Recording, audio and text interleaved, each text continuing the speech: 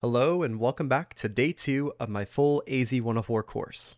Today we're covering the tools you'll be using for the rest of this course, and by the end of the video, you'll be able to look at any Azure command and tell exactly what it does. To get started, here's 2 commands. They do exactly the same thing. Now if you can't tell me which tool produced each one, you might miss a few questions on the exam, because you're going to see both of these syntaxes.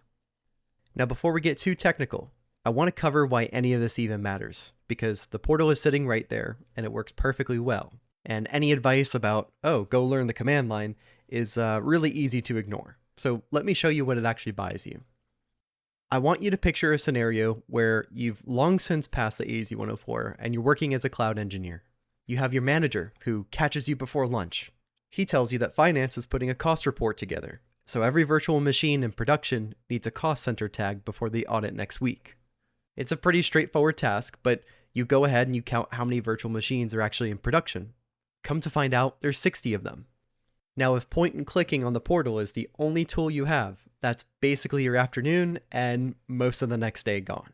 You have 60 machines, about half a dozen clicks each, and somewhere around number 20 or 30, you might mess up and tag the wrong thing. And now I want to show you the same request handled by someone who can write some Azure PowerShell. It only took them a few minutes, and it's identical across all 60 machines, because it's one line of code running 60 times instead of one person clicking through each machine. What that actually buys you is consistency, and the ability to prove afterwards exactly what you did. Right, now you probably can't read all that, and that's fine, because I haven't taught you a single thing in this yet. But at the end of the video, I'm going to put this exact command back up on the screen, and by then you'll be able to read every part of it. So that is my promise to you. Getting to know the Azure CLI and PowerShell pays you back in both of the places that you actually care about, and bear with me for a second. First, there's the exam. Microsoft publishes an audience profile for their AZ104, which is their own description of who should be sitting it. It lists PowerShell, the Azure CLI, the portal, and ARM templates or bicep files. Just a quick word on that last bullet, since it's the first time I've said those names. ARM templates and bicep are 2 ways of describing your infrastructure as a file, rather than as a set of actions you perform one at a time. They get a full day of their own later in the course, so don't worry about them today, and don't bother reading ahead. In order to understand templates, you have to be able to read commands first. Secondly, having this knowledge is going to serve you greatly after the exam, and I figured it'd be best to put this early in the course so that the most people see it. Take a look at what's on the screen. This is requirement text taken off a live Azure Cloud Engineer posting. And look at what it says. It says strong scripting and automation experience with PowerShell or Bash. Infrastructure as code with Bicep, Terraform, and ARM templates. The AZ104 is going to get your resume read by a human, but those 2 lines are what the technical interview is likely going to be about. And if you were to tell these folk that you go into the portal and click through it, you might not get the job. So, there's 4 names that get thrown around in this exam, and 2 of them aren't really what people think they are. You have Bash, PowerShell, Azure CLI, and then Azure PowerShell. To give you the difference between each of these, Bash and PowerShell are just considered shells. A shell is a command line interpreter, which is basically a formal way of saying it's the thing you type into and it does what you typed. Take notice that neither of them have anything to do with Azure. Bash has been sitting on Linux servers for the past 30 years, and PowerShell ships with every copy of Windows. They act more as interfaces, where you'd be running the commands that control Azure. Now the Azure CLI and Azure PowerShell are tools. You would run these inside a shell to manage Azure. The Azure CLI is a standalone program written in Python, and I'll come back to why that matters in just a moment. Every one of its commands starts with AZ. So for example, there's AZ VM create or AZ group list. Azure PowerShell works a completely different way. It's a collection of modules, and a module is basically an add-on that plugs into PowerShell and gives it extra commands. Those commands are usually referred to as cmdlets, which is PowerShell's own word for its own commands. And they typically follow a verb-noun grammar. For example, new-azvm or get-az resource. So these 2 aren't really alternatives to Bash and PowerShell, they're just a different category. Asking whether to use Bash or the Azure CLI is like asking you'd rather have a car or a steering wheel. Cloud Shell is a 5th thing, and it's neither of those. To explain what Cloud Shell is, it's the thing that comes up when you click the terminal icon in the top right of the portal. Microsoft spins up a temporary machine for you in their cloud and drops you into a shell. From there, you can select to use either Bash or PowerShell, and the Azure CLI and Azure PowerShell are already installed on it. And of course, it's already authenticated as the account you signed in with, so there's nothing to install and nothing to log into. To give you an analogy, it's kind of like a room that you borrow. You close a browser and the room gets torn down. In regards to Azure CLI and PowerShell, the CLI seems to be more popular because it runs anywhere. It's basically just a program sitting on disk, so the shell doesn't need to understand it, it only needs to launch it. So just the command AZ works in Bash, PowerShell, Command Prompt, and it even works in Z Shell on Mac. It's a bit of a hassle, but Azure PowerShell has to load into PowerShell before you can use it. This is because it's a module, and it leans on PowerShell's particular way of passing structured data around. Bash has no concept of any of that, so if you were to type get-az resource into Bash, it won't say wrong tool and it won't say not installed. It goes looking for a program by that name, doesn't find one, and then it tells you command not found. So it's a little different from PowerShell. The CLI goes everywhere, but Azure PowerShell goes in exactly one place. To better understand this, here it is as a grid. The CLI column is green all the way down. The Azure PowerShell column has one tick, and it's on the PowerShell row. To give you some context, by default, having PowerShell only gets you halfway there. This is because on your own machine, the AZ module has to be installed in PowerShell. You could do that by typing install-module-name AZ. Otherwise, you get command not found inside PowerShell itself, and that's confusing the first time it happens to you. Cloud Shell already has this module installed, which makes it easier to get started. Now let's give you a visual understanding of what I'm talking about. So I'm in the Cloud Shell, and the shell that I picked from the dropdown is Bash. I use AZ group list, and it outputs a table. That works because the Azure CLI runs in any shell. Now I'll try that same job using Azure PowerShell instead, while I'm still sitting in Bash. I use get-az resource group. And there it is, command not found. Nothing is broken and nothing is missing here. It's just that I've handed an Azure PowerShell commandlet to Bash, and Bash has never heard of commandlets. So I'll flip that dropdown from Bash over to PowerShell and run the same exact commandlet again. And it works immediately because now it's in the shell that it was built for. And now something a little surprising. I'm still in PowerShell, and I'm going to run AZ group list again, which is the Azure CLI command from a moment ago. That also works. And I want to be really clear about what just happened here, because this is exactly where the naming trips people up. The Azure CLI has not turned into Azure PowerShell, and it is not running PowerShell commands. All I did was start that same standalone AZ program from a different shell, and it doesn't care which shell started it. So here are the two cold open commands again, with the answers attached to each. And then for the syntax, just remember that verb-AzNoun is Azure PowerShell. Starting something with AZ is a CLI. So you already know the portal. There's a web interface, and every service is behind a search box. And of course, it's the right tool when you're exploring or doing something a single time. It stops being the right tool when the work has to be repeated. Doing something twice is twice the clicking. Doing something 50 times is 50 times the clicking. And around number 12, you might misclick and not even notice. And so going back to Microsoft best practices, right? When a question offers you a portal answer and a command answer, and both of them would technically work, you would go back and look for the words repeatable, at scale, or without signing into the portal. Those words are in the scenario on purpose, and they rule the portal out. Now, the other place you'll be working today is Cloud Shell, and we've already introduced that. It's browser-based, there's nothing to install, it's signed in as you, and it runs on a temporary host that Microsoft builds just for the session. Now, to expand the knowledge just a little bit, when Cloud Shell opens, it asks you to pick your shell, Bash or PowerShell. Then it asks you whether you want your files to persist. So if you say no, you get an ephemeral session. This means that there's no storage account, it starts in seconds, and everything's gone when you close it. If you say yes to this option, it mounts a 5 GB file share as your home directory, and that home directory gets linked to a storage account. In other words, a storage account is what keeps your files between sessions. However, Cloud Shell will start up perfectly fine without one, which is also called an ephemeral session. So another goal of this lecture is being able to look at a command cold and know which tool it belongs to and roughly what it does. For the exam, you don't need to be exactly fluent in either syntax, so we can learn that later. We'll start with PowerShell, because it's the one you'll see most. For PowerShell, verbs come first. They come from a fixed approved list. Some verbs would be get, new, set, and remove. And those four typically cover most of what an administrator does. After the verbs, there's a dash and then a noun. For anything Azure, this noun would start with AZ, which tells you it came from the Azure module rather than one of PowerShell's other modules. Then the details are named as parameters, one dash each. That's the whole grammar. Now once you have the shape, you can start making some educated guesses. New-AZ resource group makes a resource group. Get-AZ resource makes a list. Set-AZ resource changes something.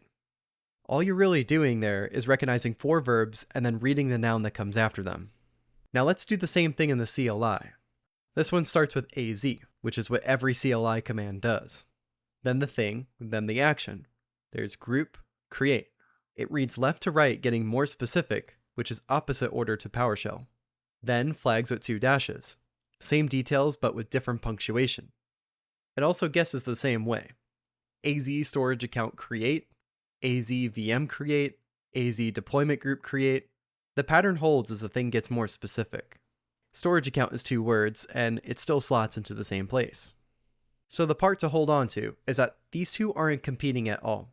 Both of them send exactly the same request to the same API, called Azure Resource Manager. This is actually the service that carries out every change in Azure. For example, when you click through the portal and make a change, that's also Azure Resource Manager. So when it comes to Azure CLI and PowerShell, neither tool is more powerful than the other. On this next slide, we have three more commands, and I'm certain you've probably never seen them before. Let's figure out where they come from and what they do.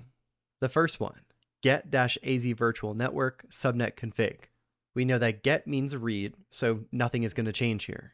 AZ means we're in the Azure module again, and the rest of it is just the thing spelled out in full. This command is reading a subnet configuration on a virtual network. And it's not like you had to know anything about VNets, you're just learning to read the command and understand the context. So hopefully you can see where this is going. Second one, AZ network NSG rule create. There's the tool, and then the thing narrowing down step by step. Network, NSG, rule, and then the action comes last. This command is creating a rule on a network security group. Third one, remove-az role assignment. Remove is one of the four verbs in PowerShell, and it's the destructive one, so this deletes a role assignment. So that's the habit worth building from this exercise. You would read the verb before anything else, because it tells you whether the command changed something or just looked at it. As a summary, get will read it, new will make it, set will change it, and remove will delete it. Now for this next section, we're going to expand our knowledge and we're going to learn how to find commands. If we go back to the thought of having a cloud engineer job, most engineers do not know these commands by heart, they just know how to ask. So we'll start with the CLI. With Azure CLI, you would type AZ space -- help, and you get every top level group, every service listed out. From there, we can narrow it down. AZ group -- help. And now it's showing you what you could do to a resource group. So for example, create, delete, list, update. And then there's one more step down. AZ group create -- help. There's every parameter that command takes, and if you scroll down to the bottom, there's worked examples that you could copy. The flag here never changes. -- help works at every level, and you would use -- help to walk down that tree in the same order you read a command. To get even better at this, there's two shortcuts worth knowing. If you use AZ find and then a keyword, it searches for commands when you don't know where in the tree to start. And of course, tab completion also works in Bash. So in Cloud Shell, you could type AZ group CR and then press tab to make create. PowerShell does this a bit differently because it can search within itself. We can do get - command with a wildcard on either side of the noun. A wildcard is just the asterisk that tells PowerShell to match anything. When we run this, it hands you every commandlet that touches resource groups in a single list. And look at what we typed to get it. Get, dash, and a noun.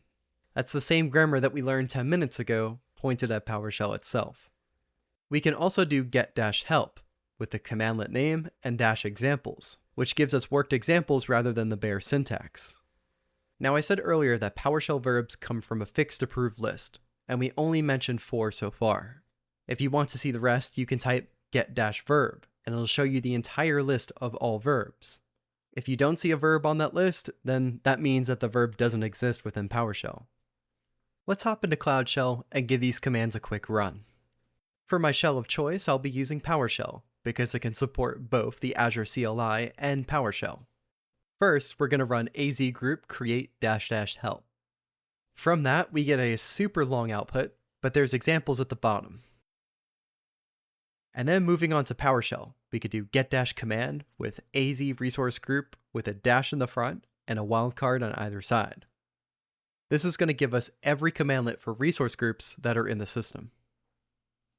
Let's say we want to create a new resource group and we want to see some examples of that.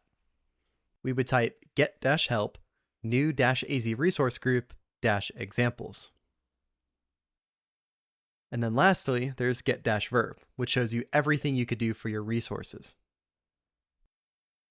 So that's 4 commands, and with those, you can go work out anything. So here's your lab kit. On the CLI side, --help at any level, and AZ-find when you're lost.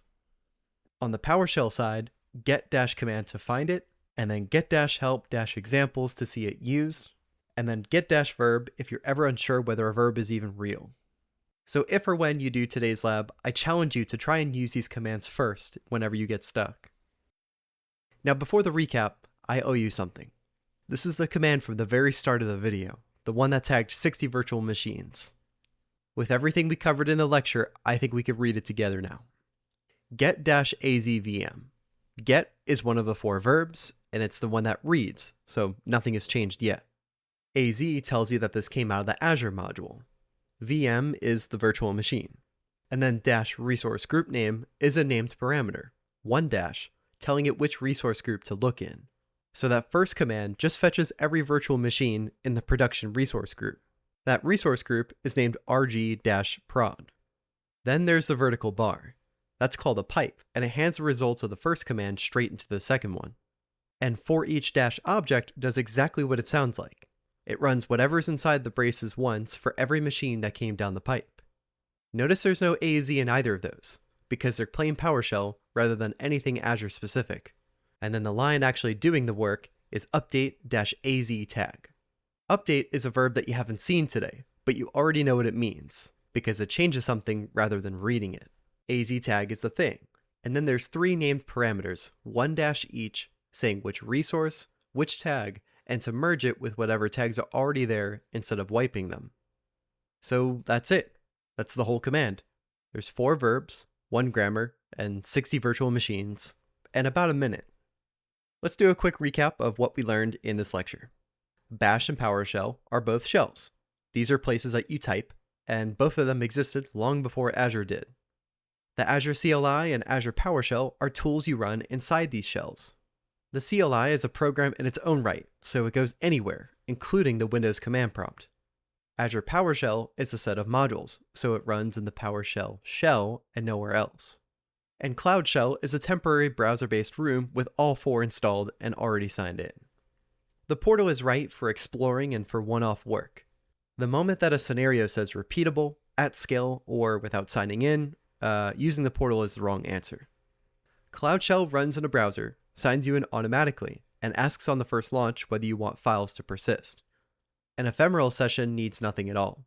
A persistent one gives you a home directory that survives, and that's what costs you a storage account. Now before the quiz, I want to give a quick mention on where you can find more AZ104 resources. Over on wetzelwisdom.com, there's free labs that deploy resources into your own tenant with a check after every step and of course a one-click teardown. With just $10, you get access to over a dozen different practice exams. The questions that are on these are built to match the actual exam, and they give you explanations as to why answers are correct or incorrect. If you thought this lecture was helpful, I'd appreciate if you go check it out. Alright, moving on to the quiz. Question 1. You find this line in a colleague's script.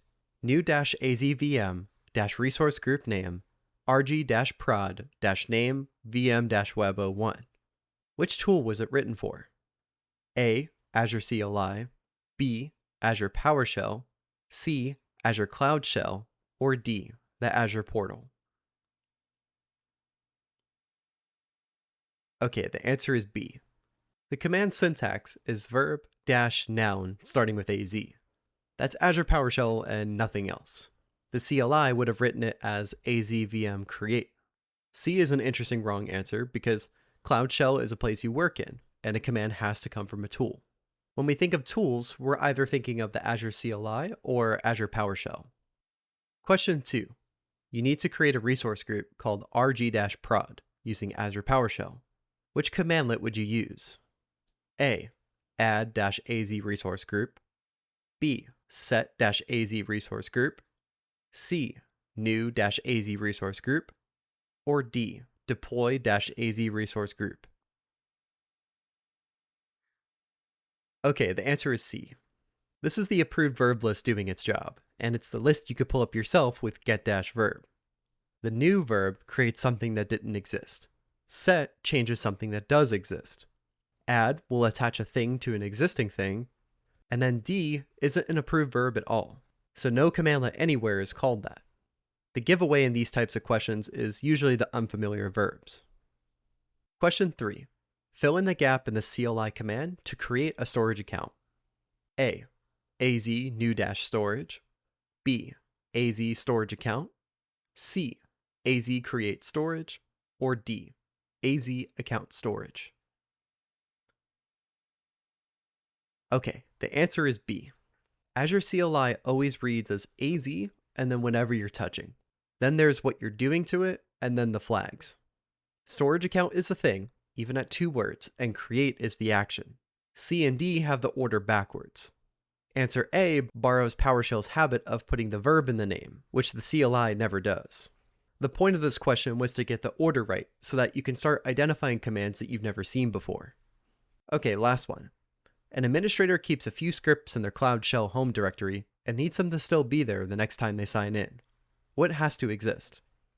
A. An Azure automation account. B. A storage account. C. A resource lock. Or D. A virtual machine. Okay, the answer is B. Alright, so this is a question where the wording really matters. It doesn't ask what Cloud Shell needs to start, but rather it asks what it needs in order to keep files. Cloud Shell starts fine with no storage at all, as an ephemeral session. The moment that you want your files to survive, it has to be put in your home directory somewhere permanent, and that place is a storage account. The other 3 never come close to that. Okay, that's all for the quiz, which brings us to today's lab. This lab involves you opening Cloud Shell in the tenant that you built on day 1. It asks you to create a resource group with Azure PowerShell, then flip that same session over to Bash and create another one with the CLI, and then look at what each one hands back. The overall goal of this lab is doing it yourself so that the commands stick. Day 3 picks up with user and group accounts, and that's where the exam objectives properly begin. Okay, that's all for this video. I hope it was helpful. Thanks for watching, and until next time. Peace.